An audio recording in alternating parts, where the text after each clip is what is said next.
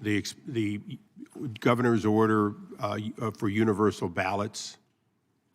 No, Congressman. Okay, well,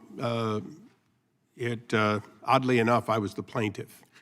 So, and oddly enough, the governor then went to the legislature and got the authority to have universal ballots, and then the case was dismissed.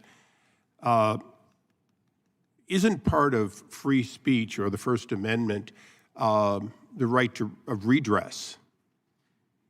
That is correct, to petition the government, exactly. And petitioning the government has been widely considered to be including to make cases before the federal court when you believe that the Constitution is being violated or your free speech is being violated or due process is being violated. Those are all consistent with what we would broadly say is the First Amendment. Correct. And for the record, the First Amendment, incredibly short. And if we read it in its purest sense, you would say that Congress shall make no laws respecting. And that because it only says Congress, that it doesn't apply to anyone else. Have our courts, including our Supreme Court under 200 plus years, have they ever considered it that narrow?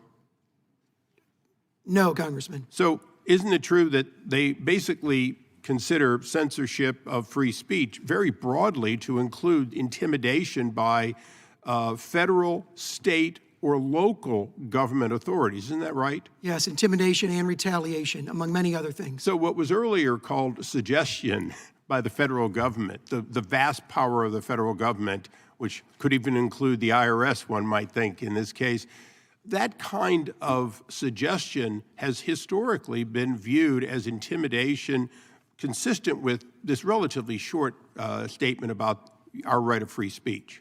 That's exactly right. There's overwhelming evidence in our case that contradicts the notion that these were mere suggestions from federal officials. It's completely factually baseless to state that. So you earlier testified that the vast majority of this was one-sided and came from government officials who wanted to take down things which disagreed with the government in place at that time, which happened to be the government of Joe Biden, correct? Correct. So what we really have here is something similar to historically Nixon v.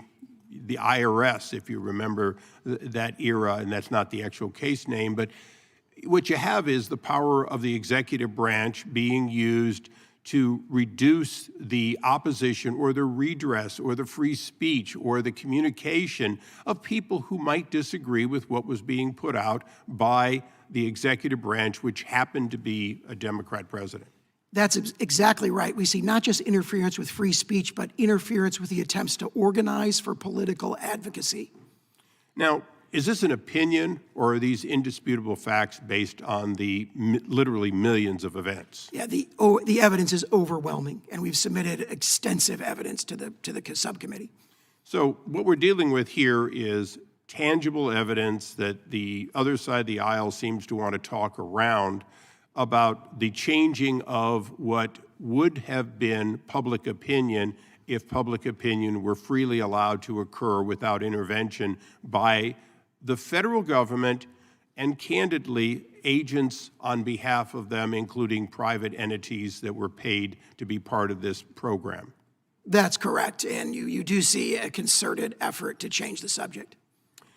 So I would like to use the remainder of my time to give you an opportunity to speak to some of the personal attacks that were just made on you, if I could.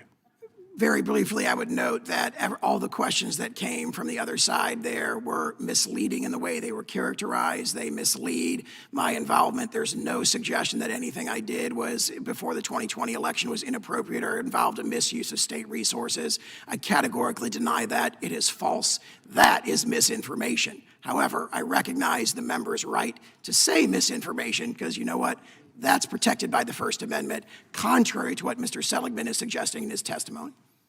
Well, I very much appreciate it, and hopefully we will return to the debate that allows both sides to speak without having personal attacks on their character, and I yield back. Gentleman, time expired. The gentleman from Virginia. Truth hurts. Truth hurts.